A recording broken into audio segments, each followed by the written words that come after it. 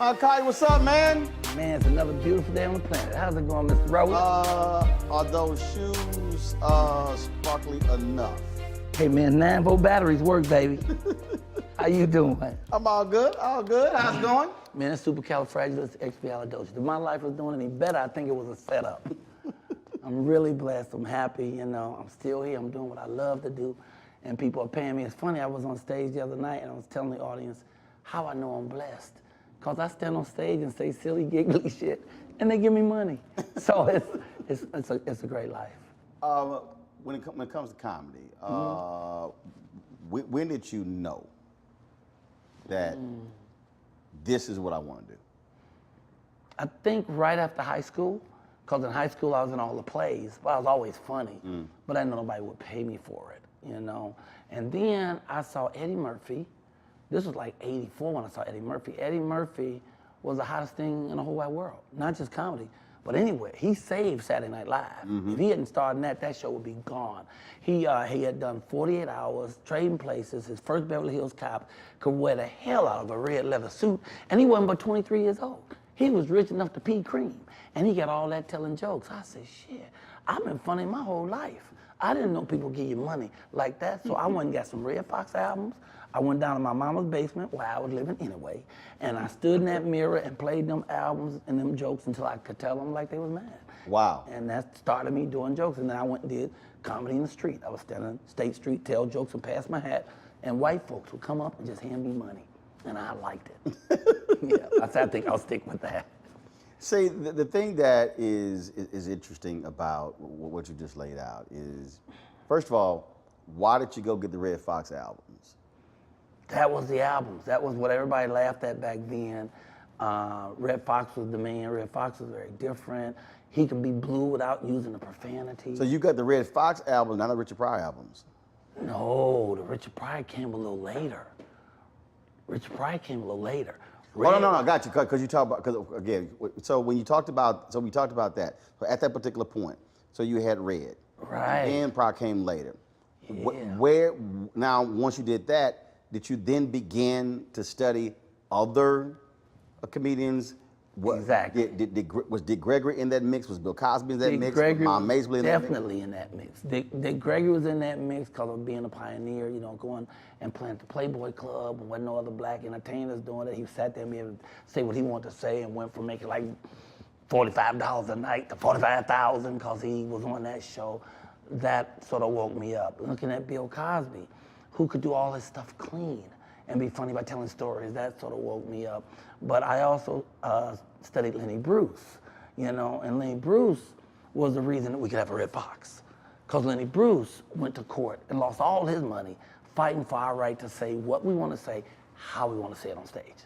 Because we couldn't cuss on stage. And so he would deliberately cuss. Now somebody's watching going, hold up, there was a point where comedians couldn't cuss on stage? Oh, you couldn't cuss on most stages, especially in New York. Certainly couldn't cuss on television. And you're talking, Lenny Bruce was 1960s. And so they would have these laws, and so he would go to court and fight because he has a right to say what he wants to say. And they said, no, you can't say that around here. And then he'd go back and do it again. He would sometimes stand in a theater and there'd be 35 uniformed cops standing there with their arms folded, waiting for him to cuss. And he would do an hour performance without cussing. Then he'd say, F you and good night. And they'd arrest him and take him to court. And so he ended up broke because he fought for that right. Because he fought for that right, a Richard Pryor could come along and speak in his authentic voice. You know, because you can't really tell a story about the hookers and whores and the prostitutes without putting some cussing in there. And he was able to say it without having to try to, you know, bend his words, which is it's real interesting, because when you look at Def Jam opened the door up for comics to come on and just really curse and do their thing in a comedy format. Right. And we hadn't seen a lot of that, which in turn sort of mistriggered a lot of young guys who thought they were comics because they thought the profanity was the humor. Right. I mean, Yeah. it's interesting you say that, because I was a huge Def Jam fan. And we're talking about Def Jam comes out. You didn't go to the party or the club until after Def Jam came on. Oh, yeah, yeah. You were not saying, oh, I'll catch the repeat this weekend. No, you want to see that new episode when it came out, and you're absolutely right. As somebody who loves comedy, who's seen many comedians, you could tell when a person would come on and they were cussing, and you were like, dude, you're not funny. You just cussing. Yeah, as that happened later though, Roland. Cause the first guys that came. No, I'm in the first guys. That's what I'm talking about. Yeah. I watched walking through its entirety, and that was the point. It became to the point where no. Cussing became a crutch as opposed to no. You got to actually have something to say. I also tell people all the time, there's rhythm to cussing. You don't play a certain note at a certain time because it don't go with the rest of the song. It's rhythm. And that was a thing for me. And again, as a fan, you could tell you sitting there going, so when he gonna get to a joke? Yeah. Because I done heard of MFF, I've heard everything. But if the curse word is the joke, then you don't have a joke. Right. You don't have a joke. You just have shock value, and you hope people go for it. And unfortunately, the people who watched Def Jam, a lot of people misinterpreted it, and they thought that because these comics would curse when they did comedy, that's what they was riding on, but they weren't. You know, I mean, you're talking the great Bernie Mac. Bernie Mac got me on the first season of Def Jam. Oh. You know, he put me on. They didn't know me from Adam. He said, you got to put him on. I didn't know anything about it. He said, Michael, you get on this show. And I ended up doing 6 seasons after that, you know? But I went on and killed him, but I didn't know. Because that episode, when Bernie came out there with his picture on those jeans and that multicolored shirt, when he said, I ain't scared of you motherfuckers. There it is. I'm talking, I saw it every week. That was, up until that point, I had not seen anybody who walked out and who said, I'm gonna take New York City on and I'm gonna punch your ass in the mouth. He had such courage and such wisdom, but he was a black man. Right. See, Roland, black men are rare. Niggas everywhere. You could open the glove compartment of your car and 4 niggas fall out. But black men who have integrity for their community, their family, their God, very rare. That was Bernie Mac. Bernie Mac was he wouldn't step on nobody to get up. He would lift other people every place he went. He was just an awesome person. And that he got me on that show was big for me. And then when I got my little show on BET, he was one of the first stars who said, yeah, I'm coming. And then he came on and acted like it was a big thing that I had. And Mike, you got your show. He was genuinely happy for your success. We need more of that. We need black men who champion other black men.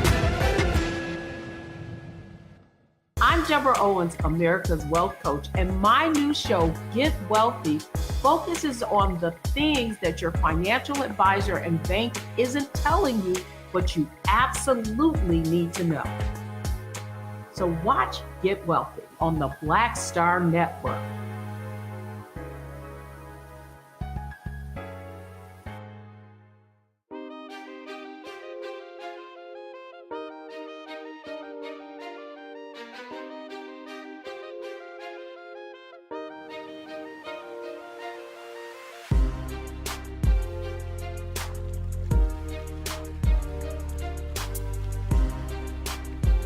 So that's why I think if people, when they look at the Kings of Comedy, that one part when they were on a basketball court, and he said, y'all ain't gonna get me a show.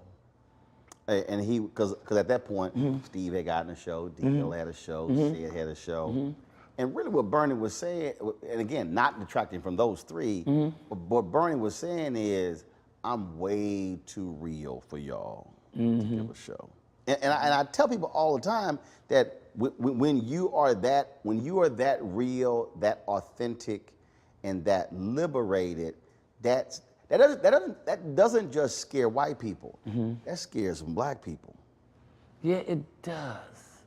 And that's why you need some really clever people to see what you're doing, because that's also unique and authentic. And that's what society pays for. Unique, authentic, something like nobody ever seen before, you know, and that's what he was. Nobody ever seen anything like that before. So you look past the vulgarity, you know, because he wasn't vulgar. He was sometimes profane, and there's a difference. What's the difference? You What's vulgar? What's profane? Okay, well, I heard you say motherfucker, so I guess I can say what I want. Okay, so like. I mean, I own. I don't like it. Okay, I don't like it when people come on stage and just say pussy, just because they can say pussy. Pussy, pussy, pussy, pussy, pussy, pussy. See, I ain't that kind of motherfucker. But I will say this about pussy. Okay, let me get this right. Okay, pussy is good. Succulent, tasty, tender, delicious. Pussy's so good, women even like it now. Now, the difference in that is that I'm explaining the situation while making fun of the situation while I'm utilizing the same situation. Now, just like I was on the show the other night in Atlanta, and a comic was talking about eating ass. We're in a crowded room with mature adults. Some people have meals on the table talking about eating ass. And I was like, I would never eat ass again. And I would, but so you could take the words and be profane and have fun with it. Or you could just hit people in the face with a motherfucker or a fuck just because you think that's what the joke is. Right. And it's not it. It's about playing with it, having fun with it. You know, like my man Samuel Jackson. Nobody can say motherfucker like Samuel Jackson. Samuel Jackson say motherfucker besides me. This is who I think gives Sam a run for his mother with motherfucker. Who? Jennifer Lewis. Oh, no one's like Jennifer Lewis. There ain't no humans like Jennifer. That's what I'm talking about. I'm saying, you want to talk about unique and authentic? Yeah, she can say motherfucker. In fact, I had this this treatment for a show when we were pitching, and hell, I knew when we had the meeting that wasn't gonna happen. And I had a segment called "I Wish a Motherfucker Would." No. I wasn't called it. No. I know what it was. The segment was called "This Motherfucker." And I was sitting here trying to figure out, dang, who would I get, Sam or Jennifer, to do the intro? I said, hell, I had to get both of them to do it. That's what I'm saying. I think that would be awesome. I think so. Sam, I mean, that's his word. Yeah, he read that word very well. But Jennifer, did you see that video of Jennifer and is it Josh Gad? They were sitting here doing this thing. It was all on YouTube. Hold up, let me put this up. Doc, let me tell you something. That was, when I say that's one of the funniest thing I have seen, because Jennifer ain't got no sense whatsoever. And no filter. None. No filter. She gonna say whatever the fuck she feels like saying. And I went and saw her at the New York Public Theater in New York with Meryl Streep. And they were doing a classic piece. And when Jennifer was on stage, Meryl was standing next to her. You ain't even see Meryl no more. Jennifer would open her mouth and you forget Meryl was in this play. It was amazing. It was amazing. All right, so I'm about to play this here, and this is Jennifer. This is let me go right here. Let me turn this down. Let me turn this down. All right, cool. So here we go. So this was when The Wedding Ringer came out, and she was in it. Josh Gad was in it. Kevin Hart, he introduces this. It's on YouTube. Let me wait till Kevin get past it. All right, so I'm gonna put this here. What? We're on the set of The Wedding Ringer with Josh. I don't think so. We're on the set of The Wedding Ringer with Jennifer. You know, this is a stupid motherfucker right here. Are you seeing the same stupid motherfucker to my right? No, I don't know what this white boy think he is, because nobody call me no stupid motherfucker. I don't even understand what this motherfucking bitch is talking about, because two motherfuckers standing in the same place at the same time, paradoxical. Oh, I see, so you gonna call me a bitch. Let me tell you something, bitch, please. You the only motherfucker come up in this motherfucker and call somebody a bitch. You know what? I don't even want to hear the fucking word bitch again. If I hear it, I'm gonna unleash some titties all over your fucking face. Yeah. Tell me something. This motherfucker called me a bitch? I'm Jennifer motherfucking Lewis. I've done 63 motherfucking films, 259 television shows, and 4 Broadway shows. Don't fuck with me. This motherfucker called me a motherfucker. Let me tell this motherfucker something. I've done 4 movies, 1 show, and I watch a lot of TV. Fuck this. Motherfucker.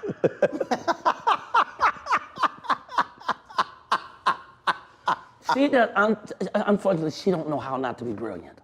She can't even say hello without being brilliant. Right. That woman is, man, she's a force of nature. Yeah, she's an amazing, amazing, amazing person. I used to throw I still throw an annual Christmas party.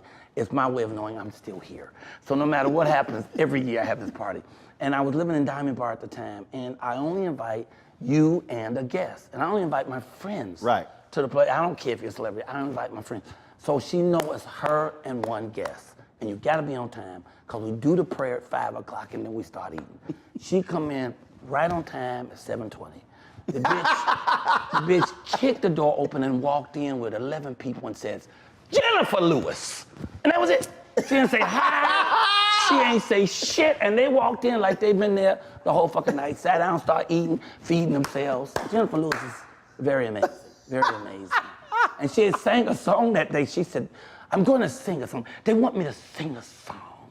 I didn't want to sing, I just came to eat. So they want me to sing a song, and I have to tell you a story. I was walking. First, you saying they wanted me to sing a song, and it's your party. Yeah. You ain't asked nobody I ain't to sing. said shit to this bitch. So it's they. Yeah, not they, Michael. Like all of y'all, they wanted me to sing. And she's sitting here like she runs shit. They wanted me to sing a song. So I tell you a story. I was walking through a field, a big field, and I saw a light. Something was hovering. And it sat down, and I had to go to the light. And I got there, and there was these little men coming out of a ship. And they came up to me and they said, are you Jennifer Lewis? I said, yes, bitch. I'm Jennifer Lewis. And they said, we want you to come with us because we want you to play our mother in a movie. And then she did a whole song about how she has played everybody's mama in Hollywood. So now the Martians was coming to take the bitch back to Mars. So she's a phenomenal force of nature. Yeah. And she is comedy. She's the definition of comedy, man. You know? But see, the thing about that is, so Guy Torrey told me this, and I'd love to get your take on that. Great man. Great man. So you said she's a comedian, but you didn't say she's a comic. So here's why. So George Lopez has an annual golf tournament, and George asked me to host it. Okay. I was like, the hell? So I'm out there, I'm hosting. And I'm doing what I do when I host. And I can act a fool when I'm hosting stuff. And when you're not. And right, absolutely.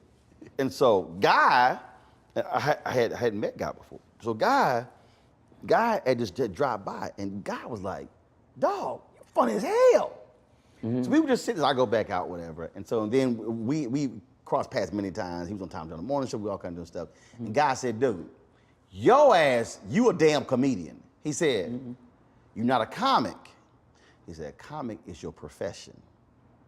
And I was like, man, I said, I just do what I do. I don't consider that to be, I said, call it whatever you want to call it. But it was interesting how he defined it. He said, so there are people who are funny, who are comedians. He said, but they're not comics. They're not doing stand-up. They're not doing, and I thought that was interesting how he separated the two, because there are some folks say, oh, they're a comic. No, they're not a comic. Like Tom Hanks, when he did a lot of the sitcoms. And remember later he did that movie where he was a stand-up comedian. The first time he got on stage, he's like, no, I'm not a comedian. He said, I'm not a comic, even though he was doing comedy shows. I thought that was interesting how he broke that down. See, I thought he was just acting comedically, like a lot of people do. What is that? How do you see that? A comedic actor.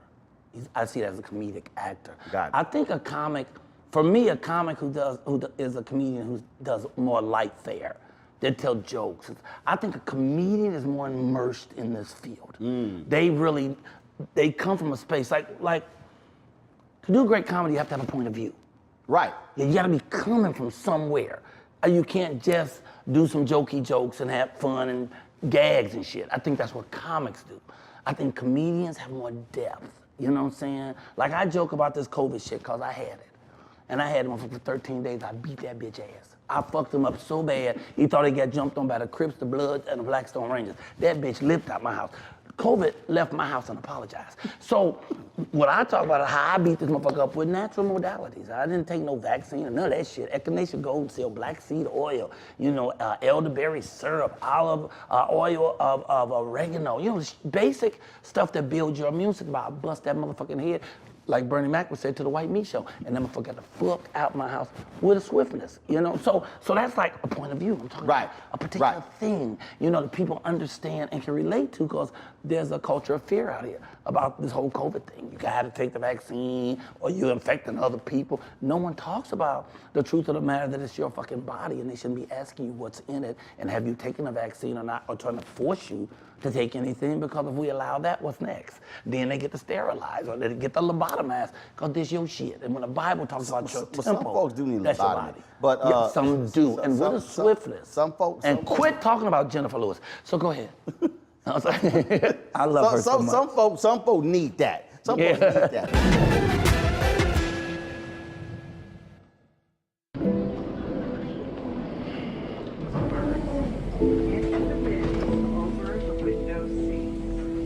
These are the only bins that will accommodate larger overboard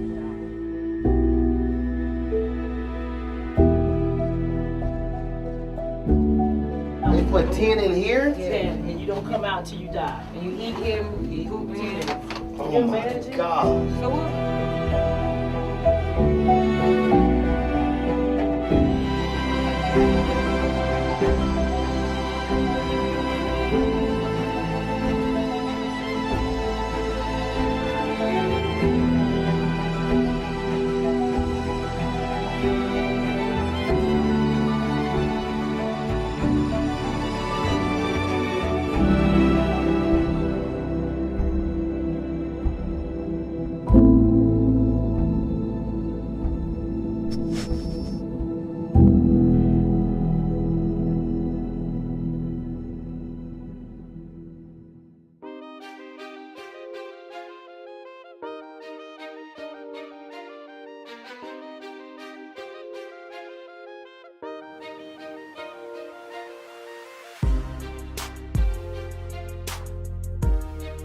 What I enjoy about, in terms of when I see what's funny, I think timing and Very important. and the moment, and because everybody, not everybody's quick. Not everybody can come up with something that's just natural, and then you sort of just in that moment and then sort of bring it back.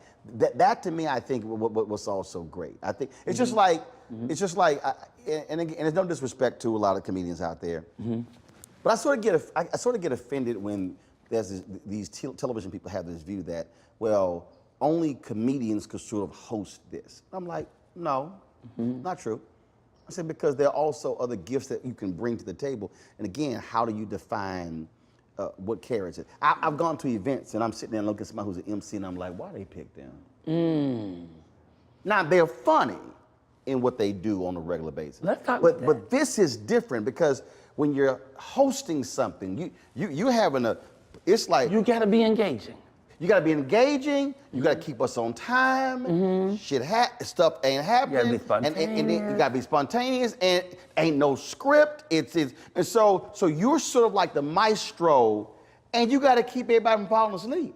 Exactly. You gotta keep them excited. And then let's not even talk about there's an auction involved, and they gotta make some money. See, it's a whole lot of. I wanna jump on this thing about the MCs with all these comedy shows that try to come. They come in dies. I watched them time and time again. How many times did they try to do Def Jam again? How many times P. Diddy had one? So many people have shows, and the main thing they're missing is the kick-ass MC.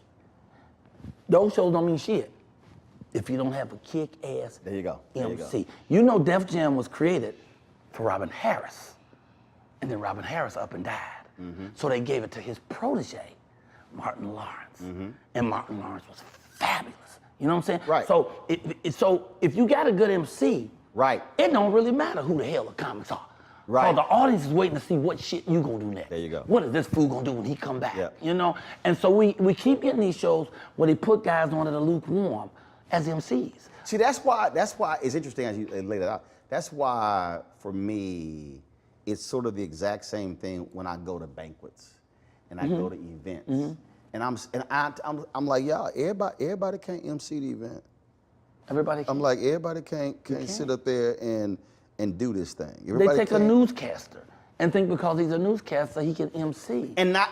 And some can, but every Some can't. can. And it's like Most can. And it's like, I need you to take a seat. Because again, you have to be able to sit. I'll tell you, it's so funny. We were at the Congressional Black Caucus. So I ain't got no sense. Admitted that I have none. So they asked me to MC this program. It was the Motown reception. Okay. Michael. And Henry's sitting over there, because Henry was on camera. Henry was behind the camera, so I'm emceeing this deal. So Michael, we come on out there, and we at this event. And so then, somebody forgot the awards. Wait, I'm sorry. I missed something. Somebody forgot to bring the awards to the awards show? Somebody forgot to bring the awards to the awards show. So, we ain't got no awards. We got honorees. We ain't got no awards. Now, the event was sponsored by the 3 automakers. It was Ford, General Motors, and Chrysler. And dog, when I say I'm just swinging on everybody. So then they had these lanyards that were glittery, that were blingy. So I then went and grabbed several, and I said, well, these will be substitute awards for the night. So I mean, I'm just kidding. So then I'm talking about, I'm just like, the room is just like falling out. I'm just like, hitting hard. So they had like a break. So they come, they said, hey, if you could you not mention, we got sponsors. Could you not mention, the award snafu? And I was like, oh, okay. So then I go back to the microphone. I said, y'all know what just happened backstage? They actually asked me not to mention they didn't bring the awards. Dude, I'm talking about. They had to fall out when you said dog, crying. I'm talking people. It was crazy, just going. This how bad I killed that room. They invited me back to MC that event for 4 years. They didn't know they did. They didn't. Because the dude who put the program on was so, and the dude who put the program on was like, damn. I was like, bruh. And he didn't get it. We didn't get, he didn't the get room is crying, laughing. Yeah, and that was the whole point. I'm like, bruh, you gotta make light of no awards. I'm like, what the hell? I do a morning show 5 days a week on YouTube. I hate folks who ain't got no sense of humor. Well, I do the show, and on my show, everyone has the mandate to either be funny or be interesting. Don't come on my show and be boring. I'm gonna talk about your ass, and you're gonna have a long walk back to the car. I said that's how I feel. Again, whether I'm watching the show, whether I'm sitting here at the program, I'm like, look, your job as the MC, you are the glue. You gotta be entertaining. Yeah. You gotta be entertaining. You gotta be. If somebody, same thing. If somebody came on the show and they were not funny, they bumped, you get to make fun of their ass. It was just like when somebody do something stupid in this awards program, I'm gonna make light of what somebody did. And that's what people will laugh at. Oh, bro. Because they see it too. The faux pas is when you act like you didn't see the stuff that's right in front of you that's laughable. Dude, we had the ELC dinner. Sean Gables and I co-hosting, so they were sitting there. They gave us a script that was that thick. So they want us to come to rehearse. I said, I'm sorry, I don't do rehearsal for the programs I host. One, y'all ain't paying enough. And I don't need to rehearse. So she's like, what are we gonna do? I said, the script is a guide. Exactly. Guide. Script is a guide. Guide. So before the show, dog, so they had all these honorees. And so before the show, I walked them back, and then Colin Powell goes, he said, there's that ugly man. I was like, you may have 4 goddamn stars, but I will cut your ass calling me up.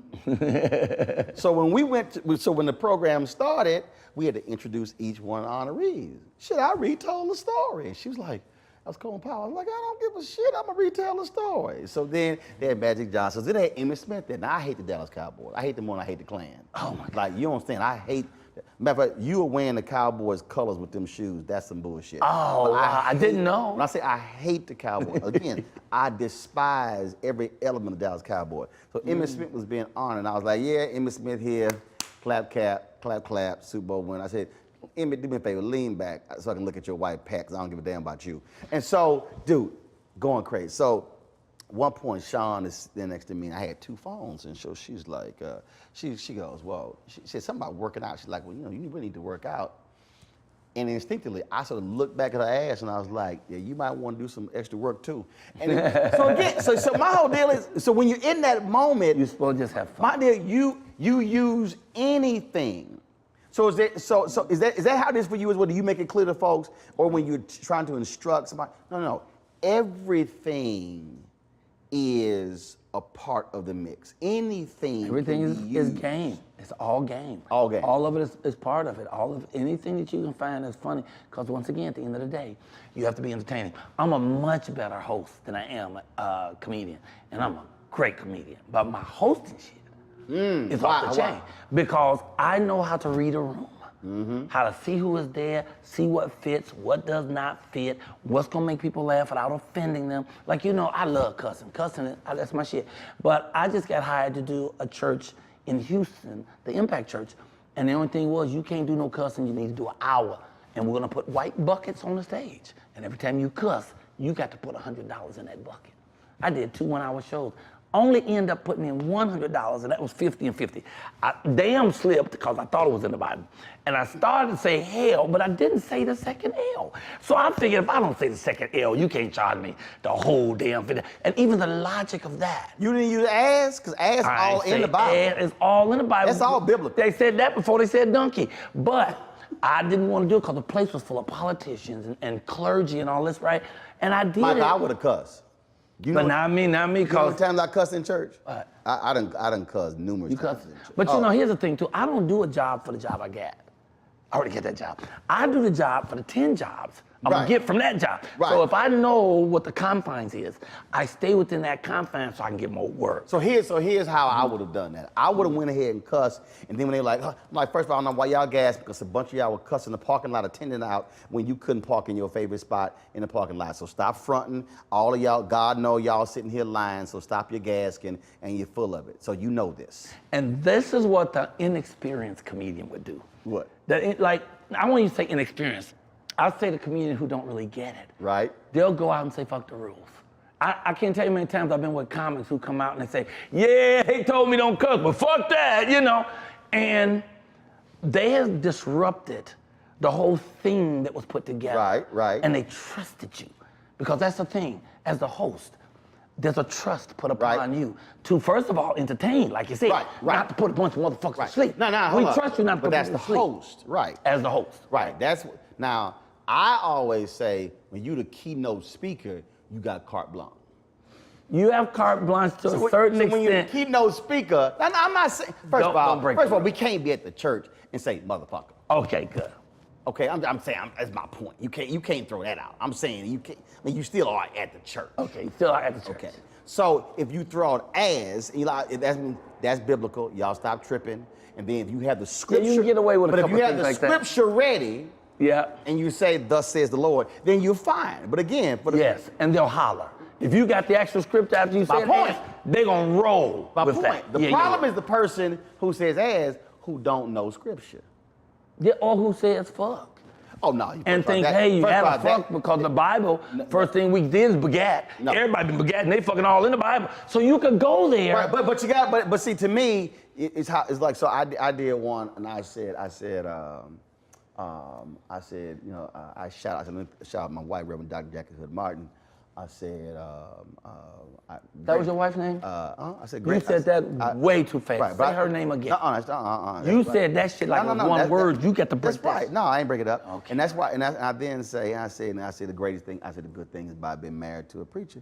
I said, because you know, if you don't feel like going to church, I said on the first Sunday, just go to the kitchen, get some bread, have a blessing. You can be right there in the bed. Y'all have Last Supper. I said, and then I have great appreciation. I said, because when you got married to a preacher, I said she can lay hands on you at any time. Wow. Okay. Okay. And you just let it sit there. Right. And the room just go, and I was like, Yeah, some of y'all might catch that when you driving down the freeway and get to the house. Mm-hmm. I did that. Reverend Floyd Flake, he said, did Roland come up here and say he had a preacher so she can lay hands on him anytime? I said, that's precisely what I said, Reverend. See, again, now that was a sexual joke, but it wasn't as you say, wasn't vulgar. Right, it wasn't vulgar. And it wasn't even profane because you didn't use there you go words. But it was innuendo. There you go. Yeah. And they got it.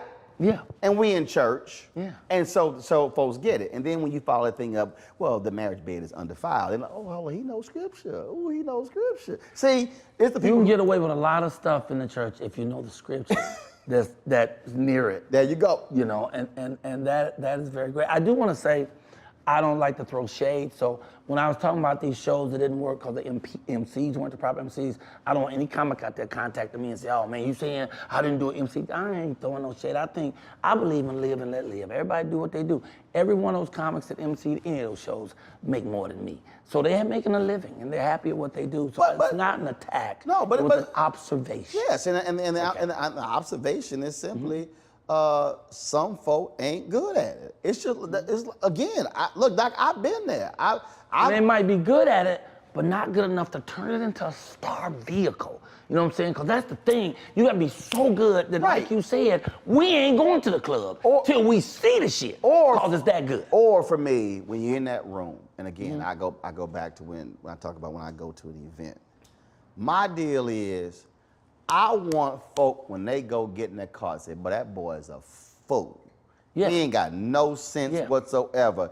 Because I want them to forget they were at a 2.5-hour banquet. Yes. See, to me, that's the thing. And so sort of the same thing. To me, if you MCing a show, you want those folk 4-5 days later still talking about that event you hosted. Let me shout out that show you the Huff Awards. Maybelline Ephraim does the Huff Awards every year. HUF, honoring unsung fathers. And so they have 8 categories for fathers, for black fathers. And they give them an award, and all the money, they raise the money to give scholarships to kids. Right. We've done 18 years of it. I've done 15 of them. I know why they bring me back. Right. Because this church is grandmamas, is kids, and I'm going to do ridiculous stuff. They got furs. In between almost every break, I go put on a different fur. It's ladies' furs, it's men's furs. I'll do a thing where I have the players walk. So I have all these older gentlemen come up in their nice suits, and we take turns walking, show off the jewelry, show off our shoes, break your hat, stuff that they ain't gonna see, and it's gonna be engaging. Which means that, again, that's where you work the room. You work the room. You see who's there. You're not relying on your stale jokes that you tell every week all over the country. Which requires, and see, that's why I go back to, which requires, when we talk about paying attention. That was the whole point of something, paying attention. To me, the really great, when I've seen shows, is the observant comedian who sees everything, who sees shoes, hair, belt, see y'all over that chat. How you walk. See y'all over there hugged up, how you walked in, all of that, and then and they use it and then integrate it into the show, and you sitting there like, yo, without making people, here's the other thing, without making people feel bad. Right. To be able to have fun with people without them feeling bad about you making fun about them, they don't feel like the butt of the joke. They feel like they're part of the joke. Right. And they can go tell all their friends, oh, he's talking about how my belt was too tight. You know, where they say it in such a way where they walk out joyful for the evening, and then you're triumphant. There's just artists who go out just to win for themselves, but you don't win if Pull up a chair, take your seat. The Black Tape with me, Dr. Greg Carr, here on the Black Star Network. Every week, we'll take a deeper dive into the world we're living in. Join the conversation only on the Black Star Network.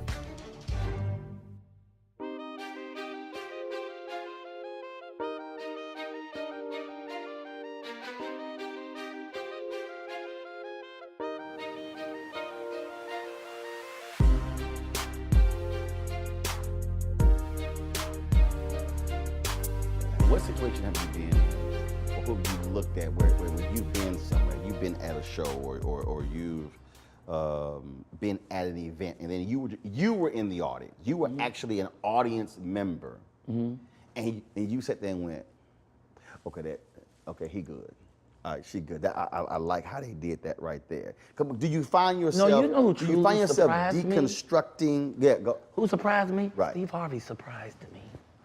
And it wasn't a comedy show.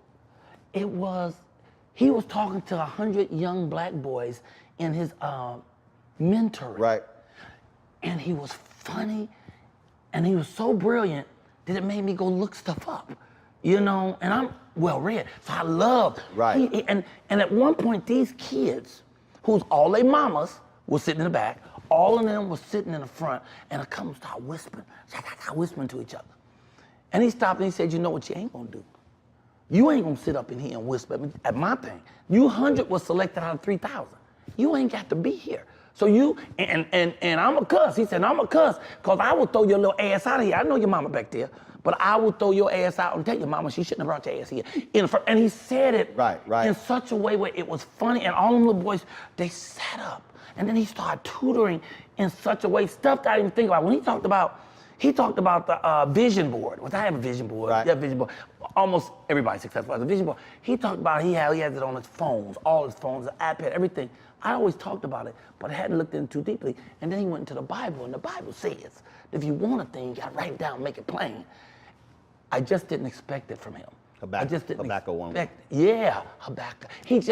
I just didn't know that he had that level of depth in his communication skills with large audiences. I knew he was funny, I knew he was smart, but I had no idea. I was blown away by that. Now I'll tell you who is not a comic and is not a comedian, who is absolutely hilarious. Who was that? Regina Hall. Bruh. Regina Hall is one of the funniest women on the planet.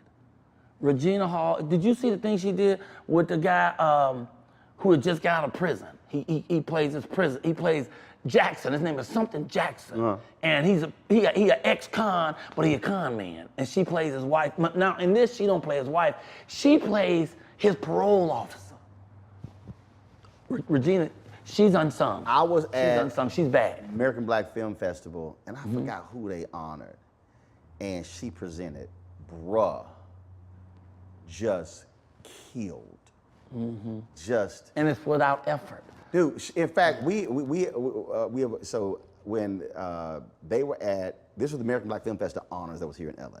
Okay. But when Girls Trip came out, they were at ABFF in Miami at the actual film festival.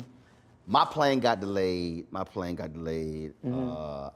couldn't make the interview, and so basically the producers did the interview. So it was Malcolm Lee, the director. It was Regina. It was Will Packer, the producer. Brilliant. So at the end of the interview, they ask, they say, "Hey, Roland's not here. Can y'all give him a shout out?" And they were like, "Oh, sure." Will that's my frat. It's all good. And then so they go there, and so Regina's like. She's like, Roland, where the fuck you at? We here. How the fuck you ain't here, but we here? Dude, we was like, okay, we didn't say that, Ro. That was all Regina. Bro, it was so damn hilarious. Yeah. And then I was going back through our drops for the show. I was going back through the drops. Right.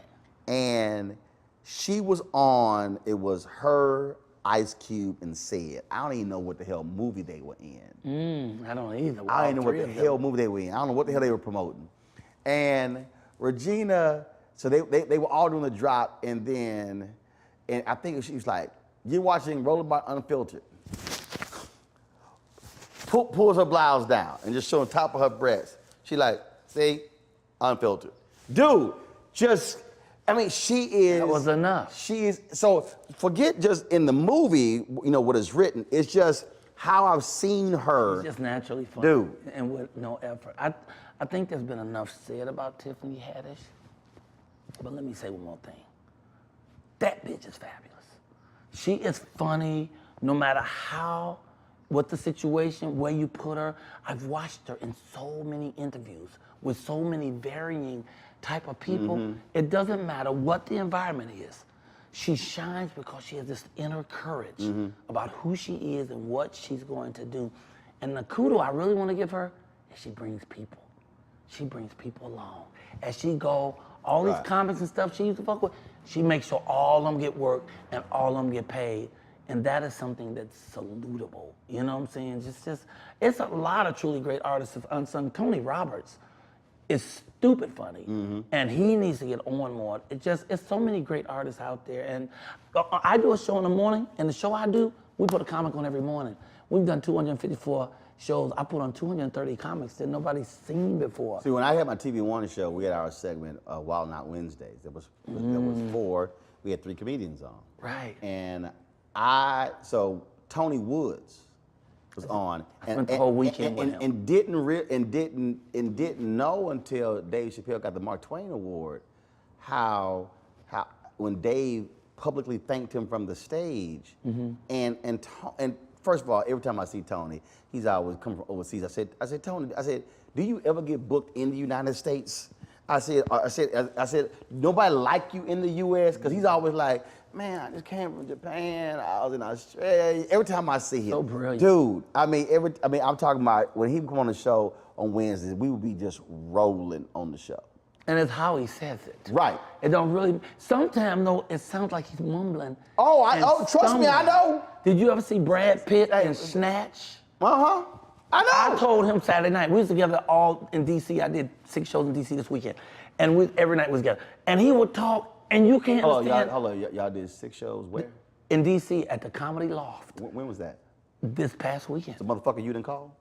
I forgot you were in D.C. I'm based in goddamn D.C. I forgot you were in D.C. You come to D.C. and you didn't call. Oh, I would have You called doing 6 motherfucking shows I would have with called Tony. you quick, fast, I mean, and in a hell, hurry. you fucking called me. He wasn't on the show.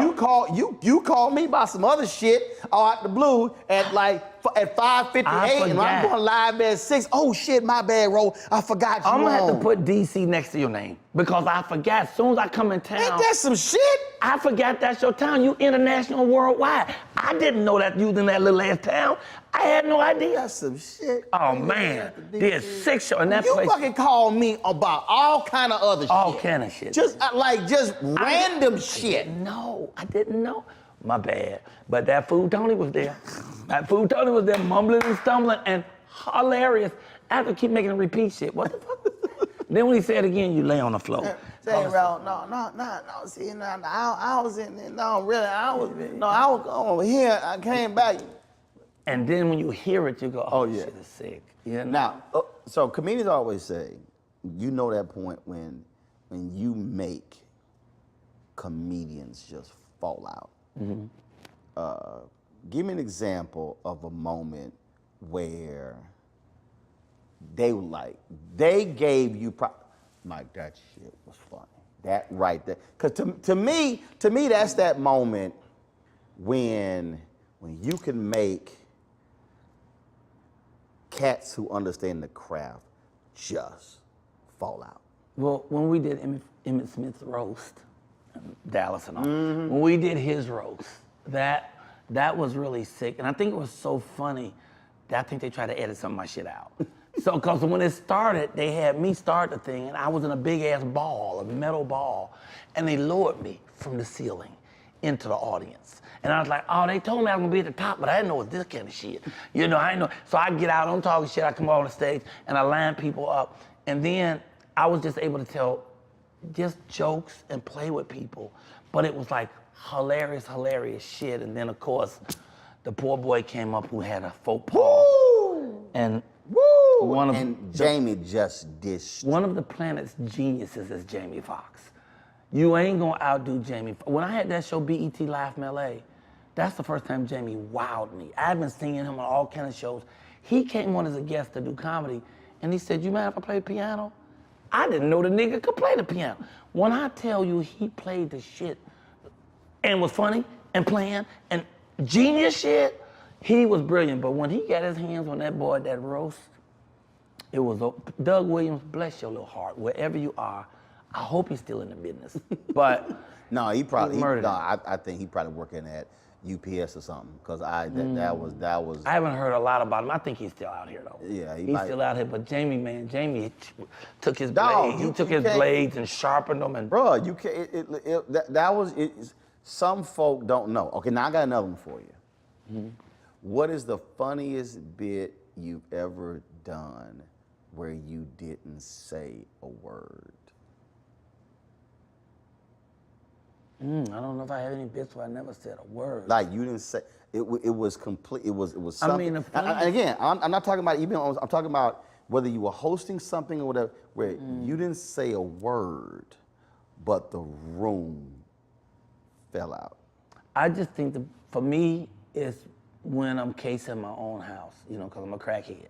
So I did crack for 23 years, and as of March 1st, I have 10 years of sobriety. But I was casing my own house, and I tell a story about how I was casing my own motherfucking house. I'm halfway out the door to TV. Then I realize it's my place. And when I do that, I fucking take off, and for the next 7 minutes, I'm running through whatever room I am, hiding behind chairs, behind things, and people are literally screaming because of the actual guy casing his own house. That was probably the only time I've done something like that was... I'll say the funniest thing I've ever done, but I didn't say a word. It was the Trumpet Awards. And that year they had, it was Malcolm Jamal Warner and Nicole Ari Parker as hosts. And they had me and Lisa Ray sort of as like Sidekick. like sidekick, whatever. It made no sense, but we were funny as hell, so we really should have hosted the show. And so this was the year that they gave Don Jackson, Central City Productions, who was the executive producer of the Trumpet Awards, they gave him a Trumpet Award, and Don Cornelius came to present it. Okay, but Don Cornelius comes in there, and Don's 70-something. He got these black leather pants on, black leather jacket, boots, and everything. And so Michael, Lord have mercy. So Don up there, and he presents Don, and it's two Dons. And Doc, they get to telling stories. Now, mind you, okay, 5 minutes go by, 8 minutes go by,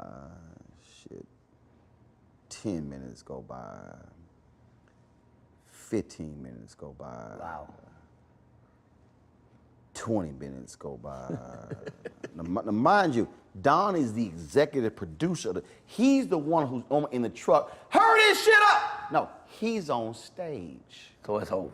So you would think the executive producer of the show would know to get his ass off the stage because it's going too damn long. You still got... But they scared. You still got... And I'm like, y'all in the truck, but it's it's not like anybody in the ear, so they go, Roland, can you go out on stage and just stand behind? So we step out on stage, and you know how you want to step out on stage, you want to step out on stage and you want them to feel your body?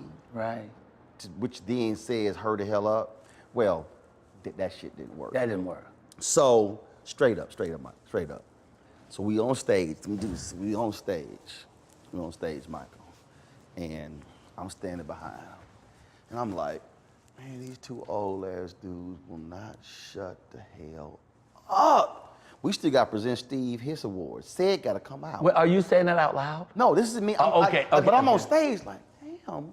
They gonna shut their ass. I mean, dude, this is literally, we're now at the 30-minute, this is one award. Of them still talking. Did you ever look at your watch? They are still talking. Did you ever look at your watch and do that? Do all that. I mean, they're all that. And they still keep going. They still going. So Michael, no lie. So I'm standing there.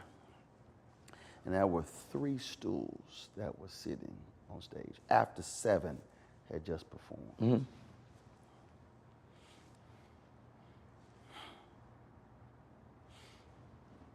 I went,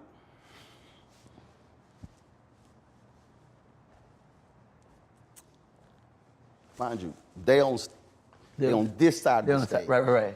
The stools are center stage. The show is going on. Audience is all here. Put my hand in my pocket, and this is how I walk over.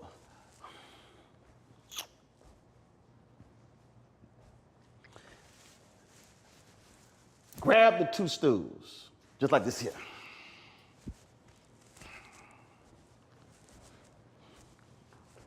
Sit them behind them and go, why don't you just sit y'all ass down since we're gonna be here all night? Dude,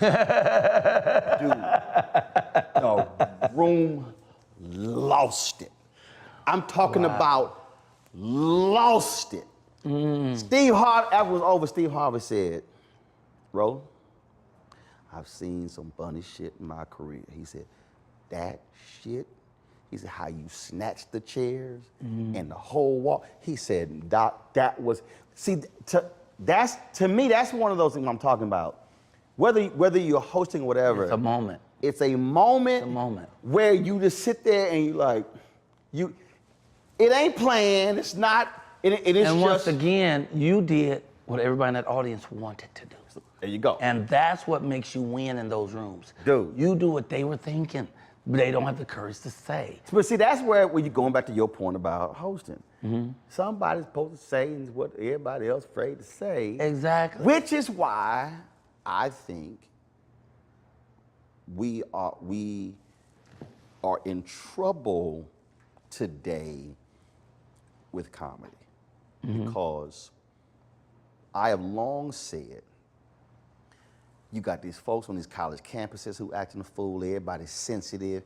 3 people in the audience don't like a joke, so they go on Facebook, they whine and complain. Now you gotta sit here, do I apologize, all this sort of stuff.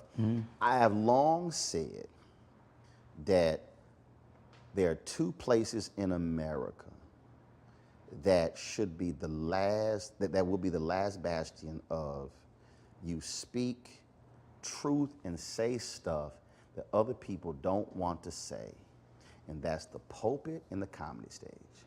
And I think if we, I firmly believe that. I believe that if we get to the point where we are putting constraints on comedians, And we already are. we are going to lose a lot, because that's the place where We need freedom. nothing is truly off limits. Yeah.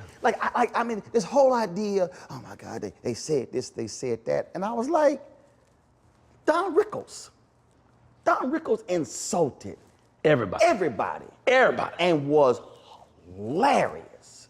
He was hilarious. But this whole idea, well, no, that was mean-spirited, that was, It's a whole new culture of wimping. no. It's a whole new culture of wimping, and it's hurt a lot of comics. A lot of comics say, man, I give up, because I can't go out and say anything because somebody is going to censor it. I'm trying not to do that. You know, I don't want to do vulgarity. Let's have a room that wants it.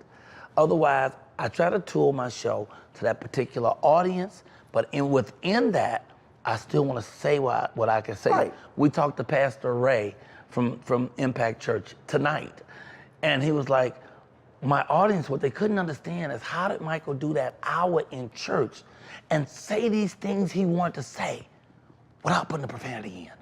How did he do that without putting the profanity in? Actually, it's not hard. It's not hard. It's not hard. Until So- you tell yourself it's hard. Right, and I just think that again, I do worry that when you start putting shackles on comedians, when it gets to the point where you say, no, you can't talk about this group, or you can't talk about this thing, Censorship. or you can't talk about this, and you can't talk about, don't worry about it, y'all. Michael ain't got no warrant, so that's the LAPD helicopter. So But they've been over this building you ain't awful lot. yeah. I mean, I've been usually- here since Sunday, and since you got here, Michael, Yeah, that's you the don't- most helicopters have been over this I house. don't believe that. I think they've been here all week. And you know, this neighborhood don't never have a helicopter go over it. And I've heard it 9 times in this 1 hour. So it's some, and when I came up, first thing I asked the guy who let me in the door, do these white folks know y'all up in here? You know, cause this is the heart of it. You take a chance. See, that was. In fact, I really want to get out of here before it gets dark and fuck around with y'all.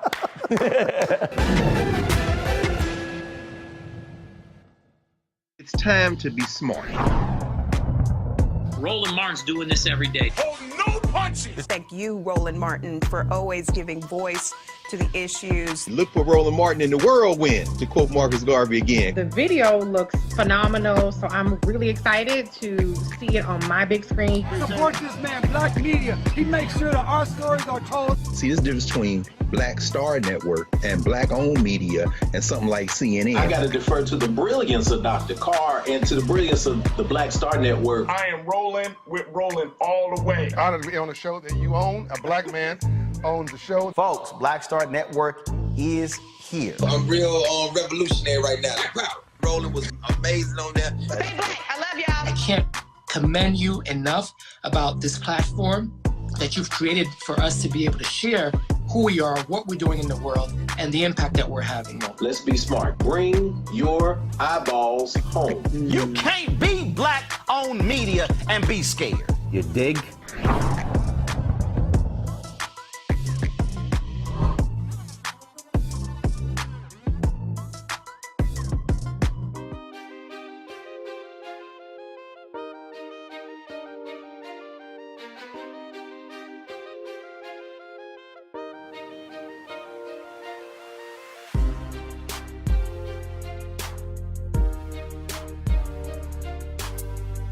I hope we can take some time to talk about my morning show. We'll get out of here. But I don't know what your clock is on, but it looked like somebody gave you a signal, and I saw you do some shit like that. No one gave me a signal. But the audio dude was giving me the signal about the helicopter and wanted me to stop. So what I did was I integrated the helicopter into the story, so therefore it became a part of the show. And wasn't it beautiful? And while you're on that, what that means is, Mike, listen, Mike, let me show you. You talk about MCs, Mike, I'm the fucking MC. And you're doing a damn Mike, fine job. And let me just say so this, you understand. I knew that you owned all this equipment, but I was gonna ask, did you bring these niggas too? So do you own the equipment? Well, no, because I don't allow the N word. So yes, I did bring these brothers. Oh, these brothers. I did, yes. Okay. I did bring these brothers. I brought. Well, I'm glad I didn't wear the shirt I was gonna wear. And I'd like to apologize for that word, okay? But I really do, man. I really do worry that we're gonna have a generation. I'm telling y'all, Too much they want Michael's ass. I'm telling you, Mike. We had no problem when Richard Lawson was here, Glenn Turman was here, Mario Van Peebles was here. Then you ain't hear nothing. Jack Kay and Bill Duke and former crackhead ghetto ass. Oh damn! And we've got multiple helicopters. The project shit. We I got got the LAPD and the sheriff's office helicopters flying over this house. Them my fans, man. They love me so much. We heard my guy went in there, you know. I remember when I smoked weed. I remember I was in D.C. coming back to Baltimore, and we were smoking. A whole car was full of smoke, and we got to one of them 6-way turns, and it said no turn on the red, but I was so high. I turned on the red, and the police was sitting right at the corner. They hit the lights, rolled right up on me. I know we going to jail. They walked towards the car. Michael Colyar, what are you doing turning on the red? I said, oh man, I'm lost. They took me to where I was going. They said, just follow me, and drove me to where I was going. They ain't say shit about the weed or nothing, you know. Now the shit is legal. So what I'm trying to figure out is, and you clearly had to be high. Yes. Because I've never embarked on a 6-way turn. Oh yeah, the 6 is 6-way. It's the corner. Nigga. I mean, excuse me. We're not using that word. I let you finish the story, but I was like. But there was it was 6 corners. 6 corners. So there were 6 different ways you could have gone on that street. Starting from the center, you could have went 6 ways. Yeah. You never heard of? No shit. Okay. Then I was pretty. It was good. It was that sticky, yicky. That's when I was still smoking with the professor. That one like DuPont circle? Was it like a circle? It had 6 different. It was something like that, but I don't know if it's DuPont or because I Chevrolet or I don't know who. I've seen the Star of David. I've seen 5. I've never seen 6. You saw the Star of David. No, I've seen 5 points of a star, but I've never seen 6 corners. I see. I ain't never seen it. See, as an interviewer, I listen to what the person. I'm just saying. Let me just say, as a haberdasher, I ain't never seen a brother wear a feather. a bow of feather in his so jacket. Now, I knew you when you wore the ascot with the matching socks. I've been wearing it. No. So let me tell you what happened. You been doing that for a while? Oh yes. Let me tell you what happened. And ain't nobody said shit? Oh no, he said shit. Damn. You know why? May I be the first? No, you can't. All right, go ahead. You can't. Here's why. All right. Because even Obama tried to say some shit, and I checked him. All right. So here's what happened. So That's why we get a helicopter. Secret Service been on your ass ever since that day. So every year at Essence Festival, Steve Harvey and I would have this pocket square battle going on. Oh, okay. And so this probably was, I think next year's the 10th anniversary of this. It probably was like 2012. I was sitting here, I was at a St. Jude fundraiser in DC. And this dude walked up and there was this green, yellow, purple feather in his pocket. And I went, what's that? And he said, they're selling these things, you know, money go to St. Jude. And I said, shit, my sister's a designer. She can make that shit. She an artist. I said, damn, a feather. I said, shit, a feather pocket square. I said, oh, hell yeah. So I then went, I took a picture of it. So I went, I hit my sister, I said, can you make these? Mind you, my grandmother had a catering business. So I was used to when you would have the stem, right, you get that green tape would fly for fly. Right, yeah, exactly. So I something hall growing up for years. So I hit my sister, I was like, can you make these? She's like, yeah. I said, so send me 3 or 4. So she sent me 3 or 4 samples. And I was like, no, that's too long, cut this, I want this. So then she sent me about 20.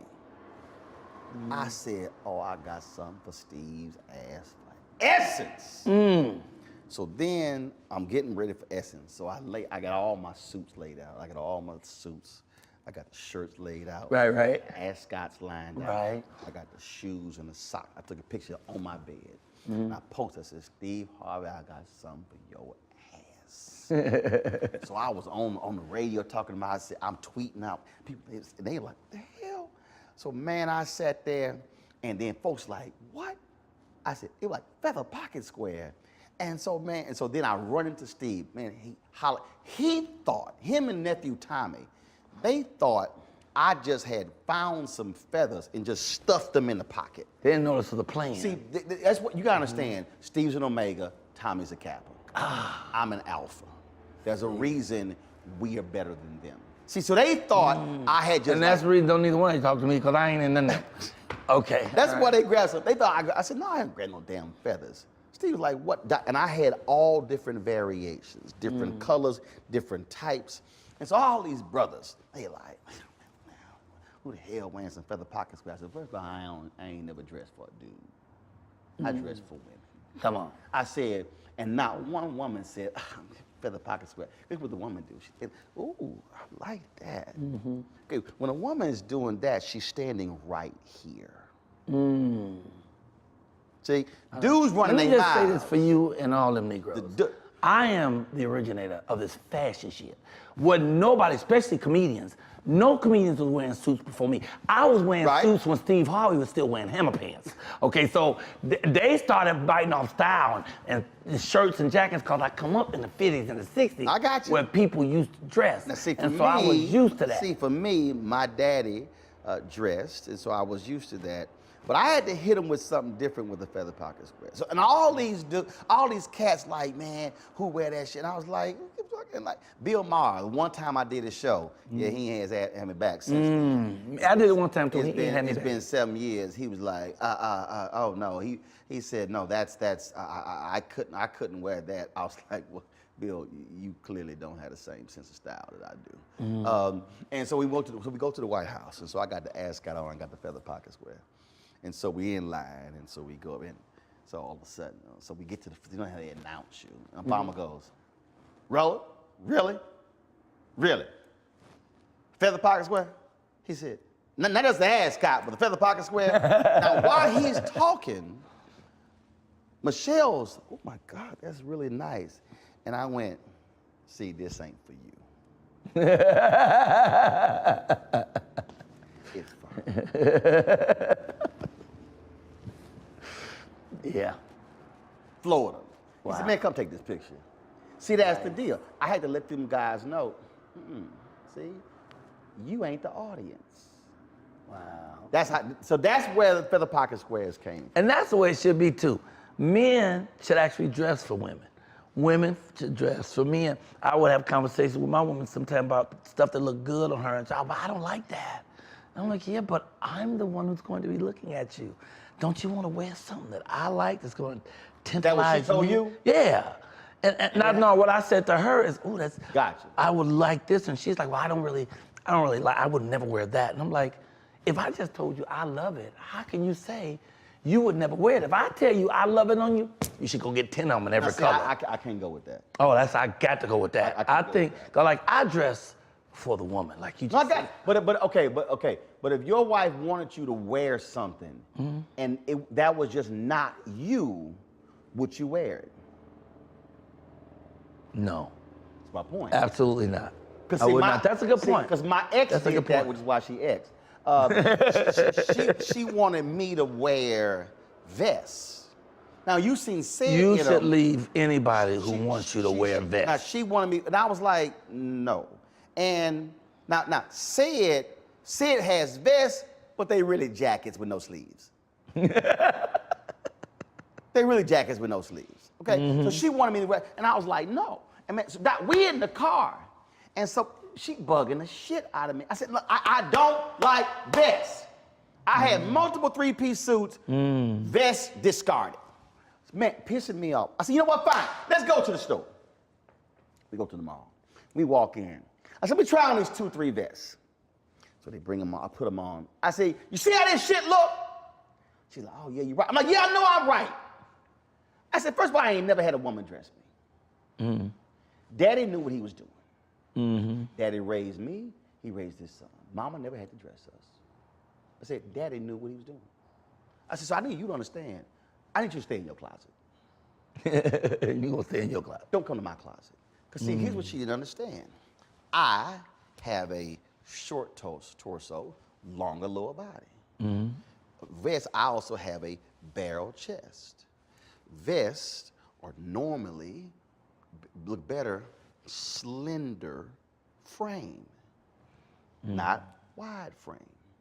So I knew the vest did not accentuate me.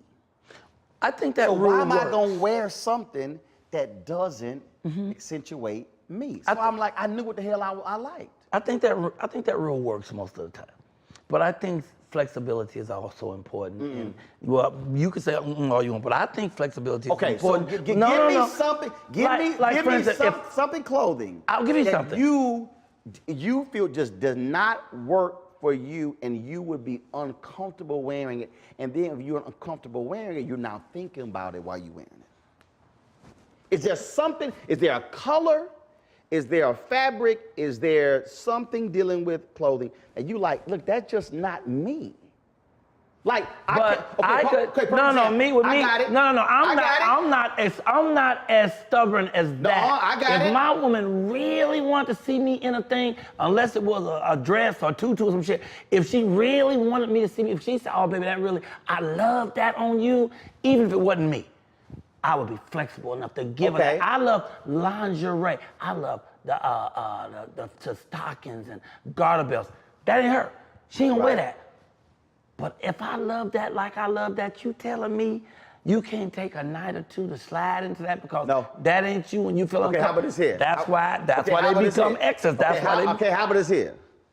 Can you wear athletic shoes with your dress pants? Absolutely. It's what I do right now. Can you wear? I can't do it. That's what I do on stage from now on. I never wear dress shoes on stage. I'm 64. I know I don't look a day over 59, but I'm 64, and now I only wear gym shoes and suits. Can't do it. Can you wear a baseball cap with a suit? I could do that. You could? Yeah, because I have some that's made out of Harlem, and they look like crowns. And the baseball cap with the emblem. Can't do it. Can't do it. Can't do it. And you couldn't do it if your woman said, Daddy, that looks so good on you. Could you wear a Jeffrey Osborne throwback and Kim now wears a sheer shirt? I wouldn't want to. Let me just say I wouldn't want to. But if my baby said, Daddy, I get so hot when you wear that, I'm wearing it. I'm wearing it in all colors. See, I I'm putting it on. See, I can't. I got to have flexibility. No, here's why I can't. Here's why I can't. Because if there's something that I wanted her to wear and she wasn't comfortable in it, see, I want her to be comfortable in it. I want her, when she walks. Here's how I think, though. When she walks out. I want her to be comfortable in it because I like it. No, see. Yeah, no. And that's about give and take in relationships. But see, I think that's hard. I think that's hard. I don't think so. No, here's why. 'Cause I think that to me, it's the equivalent of wearing a pair of shoes that don't fit. Or that just, it's uncomfortable. I'm a firm believer. So here's one thing. So, my wife would drive. My wife, not that old when she gone, but not that old. My wife, yeah, not that. So the one for the last 20 years. So it drove her crazy the first 2 years we got married, because we would go out and they would say, she's like, well, what's the dress for this event? I said, it's casual. And then she would see me and I put this on. She's like, I thought you told me it was casual. I said, it is casual. That's casual for you. I said, it's casual for me. She put on jeans and tennis shoes. Now here's my whole deal. I'm not gonna say, you know, you putting them jeans and tennis shoes on. She comfortable. I'm not gonna say, you know what, babe, I would really like for you to put on something a little bit dressier. No. Don't matter. If we went to a black tie, we go, like a lot of times she'll ask me about the dress or the shoes, and I give my opinion on it, whatever. But the other times I'm like, are you comfortable? She's like, well, I really like this, but what about this? I said, oh, which one do you really like? My most important thing is, if you are comfortable, if you can walk out there, man, your full comfort and just, I'm like, go with that.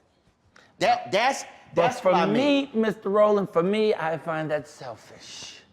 I think that relationship for her to be comfortable? Yeah, I think relationships are about reciprocation, they're about give and take. So I don't think it's about rigidity. This is what I do. This is the only thing I can do that can make me comfortable. If my woman say, but baby, will you try this? I'm not gonna say, no, I ain't gonna try that, because that don't make me comfortable. I'm gonna say, baby, you really like that? That ain't my thing, but you really like that? Well, let me go and try to make it look good for you. Because they're giving us some of the stuff she wants. I want her to give me some of the stuff I want. And that's why my perfect example is lingerie. That she ain't going out on the street being uncomfortable. She being uncomfortable for a couple of hours in the room with me if she gotta be uncomfortable. But it's something that I know is gonna arouse me. If she knows that's gonna arouse me, how could she say, nah, I ain't doing that cause I ain't comfortable with it. I'm just gonna wear my damn pajamas. But see, what arouses me is her being comfortable. See, that's the difference. Yeah, so for the me, other 98% of the time, I make sure she's comfortable. Right, so but if she can't give me 2% of give and take, I don't want to be with that person. No, I don't even want her. I want her. If she says to me, look, I ain't wearing, look, I'm wearing them heels. I'm wearing these flats. Kobo, do you? I think you look great in them heels, but you ain't got to wear them heels for me. See, I'm gonna say, baby, I know you don't feel comfortable in them heels, but ooh, what happens to me when you wear them heels? Oh my Lord! And you got them fishnets on them, and you got the garter with the real garter belt, and then the breasty things, and they pushed all up the things, they're pointing at me like I'm their favorite. Mama, do something to me, make me want to go and buy you something cute. I give a perfect example. I hate. Have you seen them sundresses? Women have, but they cut off right under the breast. Right. You could have the skinniest woman, she look pregnant. I hate them dresses. I hate them dresses. What I hate is oversized women who will wear the top and the bottom and let the fat part stick out. See, that's a whole different thing. My wife loves wearing them dresses, and I would tell her, oh, I hate that damn dress. Your ass look pregnant. And now I would crack on it. She like, it don't matter, I'm comfortable. And I joke about it, but it's like, now, would I ever buy her one? Hell no. I said, you want that dress, you gotta buy that dress yourself. No, I hate those dresses. Well, I'm never gonna tell her the stuff she's wearing I don't like, but I am gonna tell her the things I would love to see her. Wait. So she put something on and she said, Michael, what you think? And if you don't like it, it don't work, you ain't gonna say it don't work? I wouldn't know. I've never seen anything on her that I didn't like. Oh, I'm talking, if something, so if okay, so like, let's say she decided to wear box on her head. I would say, I don't think I like that. No, I don't like that. I don't like that, you know. She says. Now, I know you into boxes, so that's a whole different thing. But I'm just saying. She puts on these shoes. And then, and you just don't think it works. You just don't think it works with the combination. Oh, I don't do that. You gonna let it flow? Yeah, I don't do that kind of thing. Huh? I don't do that kind of thing. I don't look at what she's. No, if she asked you. Oh, if she asked me, well, if she asked me to give my opinion, because I have a dash. And how you gonna I give dress more than I joke. And how you gonna give it? Cause. Well, I'm gonna tell her that. I don't think that works. I think that's interesting, but I don't think that. See, you nice with it. Yeah, but I'm not gonna say, oh, that shit fucked up. I'm not gonna ever do that because that's her taste. See, mine is, Like I hope she wouldn't wear no crazy shit, but I see people wearing stuff in the street and I like, that motherfucker, they ain't got no friends. See, hold up. That motherfucker ain't no friends. If you had a friend. Why do you use literally the exact phrase that I use? No, anybody, that's the exact phrase. When I see some crazy shit, I like, she ain't got no friends. She ain't got no friends. She ain't got no friends. So, okay, let me ask you. If you had a friend, your friend ain't letting you go out looking like that. I can't, no. I can't handle that. I can't. I just think, I'm just a firm believer in a person being comfortable with what they do, what they wear. And again, my deal is, if this is casual for me, don't be asking me to put on something else and change something else. That's what I'm saying. My wife does not buy me clothes. Let me tell you something. Okay. My girl won't let me buy her clothes. She don't allow that shit. No. I could get her a pair of shoes I think are awesome. No. She don't like them because I bought them. No, I'm taking that back. I hope you brought the receipt. That's going back. Mine know I got taste. I can buy. I can buy. She know. Man don't know I got taste. So I got this one for you. I got this one for you. Has your wife ever bought you something that you refuse to wear? You said, I'm not wearing that. No, she don't buy me clothes. She doesn't buy me clothes, so I've never had an instance where she bought me something that I wouldn't wear. My wife bought me 3 of them striped Brooks Brothers ties. And I was like,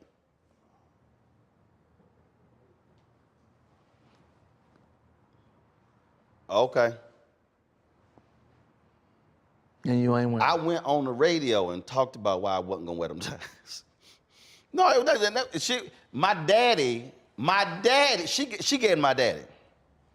I was like, I can't stand those Brooks Brothers ties. I said, I ain't wearing them ties. So I ain't wearing them ties. I think that was the last thing she bought me. Cause and then you let her go? No. Oh. No, we've been married 20 years. I hate those ties. And that's what, and folk were like, Roland, make her happy and wear it. No, because I'm gonna be unhappy wearing it. We take a picture, I won't be smiling. You're a different type of. I'll be mad. I just like. You're a different type of gentleman. And again, my daddy loved them. Yeah? Oh, my daddy loved them. Yeah, but she never buys clothes for me, so I've never had that problem. I don't have a wife. I have a girlfriend that I've been with for about 9 years. But she's never bought me clothes. And I bought clothes for her several times, and each time she's like, please don't buy me no clothes. Now, was that because, see how you with her 9 years, but you don't know her taste, which means that if you should know what her taste is. I should. I'm a failure. But no, I do know her taste, but I also know mine. Right. So when I buy things for her that I would like to see her in. See, there you go. See that? Yeah, but if she say no, then it's cool. I give her the receipt. See, now- she can take it back, but I'm not gonna force it on her. No, you gotta wear this because I think it look good. I buy it because I think, oh, baby, you'll look good in this. And she said, no, I ain't gonna never wear that. And I said, that's the end of it. Here's a receipt. Whereas, bring me my change. Whereas, please bring me my change because I'm gonna need to get me something cute for myself. Study what she wears. And see, and that's why y'all lasted for 20 years. And then I can study that, so therefore I then know what to buy. So therefore my shit don't get rejected like you. No one said you're not a genius. No one said I'm just saying. No one said it. No one said me, I'm a mere human. And so what I'm stuck doing is giving it a shot in the dark. I don't know. Hi, I'm Dr. Jackie Hood Martin, and I have a question for you. Ever feel as if your life is teetering and the weight and pressure of the world is consistently on your shoulders? Well, let me tell you, living a balanced life isn't easy. Join me each Tuesday on Black Star Network for A Balanced Life with Dr. Jackie. We'll laugh together, cry together, pull ourselves together, and cheer each other on. So join me for new shows each Tuesday on Black Star Network, A Balanced Life with Dr. Jackie.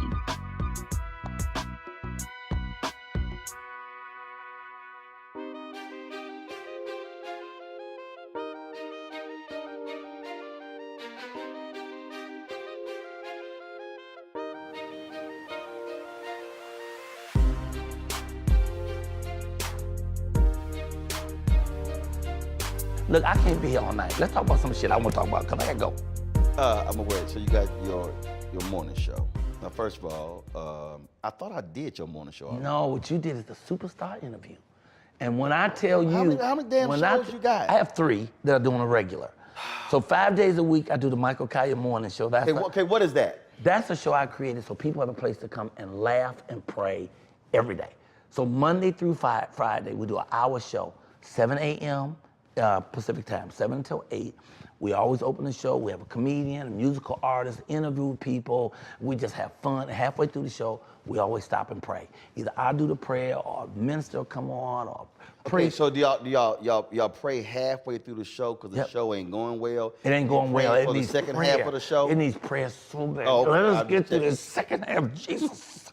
And we do pray because I really believe that people are more damaged by stress and fear than this actual virus. And so I want people to have a place to come and just be able to let their hair down, laugh and pray. So that's 5 days a week. And then every Wednesday I do what you did, superstar interview. So on Wednesday I've done Wyclef Jean, Russell Simmons, Yolanda Adams, Fred Hammond, you. So that's why I do superstars and we do that. And then every Tuesday at 11 a.m. on Instagram, I read books to the children. You read books to I read books to the children on Instagram. I'll give puppets away. I get puppets on the show. A puppet is the host named Roscoe. I mean, because this is the time to connect with family. And I also try to encourage the children to read to their parents as opposed to the parents read to kids. That's 11 a.m. That's Pacific. 1 Central, 2 Eastern. So now the kids in school, who the hell watching? Their parents. Their parents sitting there smoking a blunt and watching me with puppets. I don't know what the hell is wrong with these damn kids. They parents smoking a blunt, watching you with puppets at reading children's books at six-way corners. And they trying to get 6-way corners, and they trying to guess so that they can win a puppet. Okay, they're 49 years old with a blunt, and they're trying to figure out how they can win a pirate puppet. Today, all you have to do is tell me what's the puppet's favorite letter? R. So anyway, 5 adults with a joint wrote in. The first one got the puppet, But the shows are going good, and I do that every week. So I want you to just drop in, just do 5 minutes, say howdy or something. When you came before, you stayed on for an hour. Yeah, I know. And I didn't talk at all. I didn't get a word in edgewise. Pretty much like this show. No, it wasn't like this show because... I ain't said shit. I said 5 sentences. Right. I've been here 2.5 hours. No, I knitted a fucking sweater. I have knitted a sweater while I was waiting for my opportunity. I'm just saying. I mean, look, more people going to see this and they're going to be sitting there emailing you, calling you, saying, Michael, that was absolutely brilliant advice Roland gave you. It is brilliant. The email is comicking123@aol.com in case y'all do decide to email. Or you can follow me on my Cash App. That's $ Michael Colyar's money. I'm sorry, go ahead. You want them to follow you on Cash App? I want them to follow me on Cash App. Give to Cash App. No, when they follow me, they can only follow by giving. Last question, absolute last question. When the last time you wore a blue or gray suit. No pattern pinstripe, just a blue or gray suit. With a non-patent shiny ass shoe. No shoes on that. I wore a blue, solid blue suit Thursday night as I did the show at the Comedy Loft in DC, which I didn't know. I forgot you was there because I had some other shit to do. And so I just wore my white Jordan shoes with white socks and the blue suit with the blue tie, no stripes, no frills. All the frills was me talking shit. Now, was that because you coming to DC and you came dressed like a DC Capitol Hill intern? Absolutely not. Well, if you were like a Capitol Hill intern, you would have came with some khaki ass pants, a blue shirt, and a blue blazer. Oh, really? That's that Capitol Hill intern look. See, and you have this internal information of DC. I wouldn't know. I wouldn't know it like that. That's why the fuck if you come to town, you need to call my ass beforehand. Let me come to DC. I should have called you. I didn't know. This will never happen again. I mean, you know it's some bullshit when somebody lets you know in LA about when they were just in DC, which was last week, and let you know about it. And nigga, I didn't know that we're in LA right now. I thought I was still in DC. No, actually, I think we probably in Compton or something, because you notice them helicopters. Them helicopters came into this white neighborhood for you. I sent a text message and I sent a text message and said I will pay his outstanding warrants. Can y'all stop fucking up my interview? This is a Jewish community. You don't even see no black people here. And y'all in here with 9 helicopters over here. Maybe it's a coincidence. I don't know. I'm just saying. Yet they don't say the N word. No, we do not say or allow the N word. Not around, and you should not, sir. Yes, precisely. God bless you. On my show, we say it all the time. So just come to my show in the morning if you want to get that N word in. Come to Roland and make sure you don't. But for balance, you need balance in your life. Yes, you need balance. balance. So for balance, you need to come to the Michael Colyar Morning Show. It's easy to get to. You go to YouTube. It's only on YouTube. And you just go to YouTube, put in the Michael Colyar Morning Show, and we going to say that N word at least 4 times. Now, we don't allow no cussing. We got a cuss jar. So if I cuss, I got to put money in a jar. If my guest cuss, we got to put money in a jar, and then we give that jar away once it fills up, and it fills up, you know? And so you don't allow cussing, but you allow the N word. Absolutely. Yep. This interview has concluded. Yes. It's a great thing, too. We give away a lot of money. Thanksgiving, the woman won in the cuss jar $1,097 because she gets the closest to it. Oh, we got another game on Wednesday. It's called I Love My Job. So if you send in your name and your phone number, we call at random 3 names on Wednesday during the show while it's live. If you pick up the phone and say, I love my job, I love my job, I love my job, you win $100 in a basket full of shit. Now, if you pick up the phone, hello, no, bitch. You didn't win. Okay, so it's a great show. Michael Colyar Morning Show, YouTube. Tell your mama, Pookie, run, get off the couch. And you don't have to watch it when it's live. You can watch it anytime you want. We've done 255 shows. Most of them over an hour. All you gotta do is go to Michael Colyar Morning Show on YouTube. You can pick one. Watch one. Everybody been on there. Had an opera singer today. Oh, off the chain. Yeah. You done? Next week, the gospel strippers. No, they're not coming. They keep canceling. It had something to do with tithe. I'm sorry. Okay, I'm through. I think we got all that. Yeah, you said you had to go. I was. You know, I didn't say. I got more time. I just want to get some of my stuff in. The show was over. I was trying to let you go. And I need to do some with my glasses on. Get out of this neighborhood before the sun go down. And you done? These are David Ford's, incidentally. Black designer, David Ford. Not Tom Ford, but David Ford. No, this is David Ford. This is Tom, first cousin on his mama's side. Mm-hmm. David Ford. Go to David Ford Eyewear. He's my only sponsor. He ain't give me no money yet, but he gave about 94 pair of sunglasses.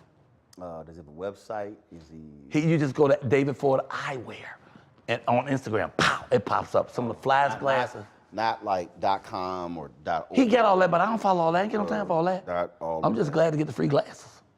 David Ford, you gonna love David Ford glasses. They are, I'm telling you. I'm good, I can see. Yeah, I can't see nothing with these right now. Yeah, I know I look cute, but I can't see shit. Let me, I can see that we ain't in DC no more. Helicopter be. I just want to That's David Ford Eyewear. Him right here. That's him right there. No, actually. Flip up and look at some of the pictures.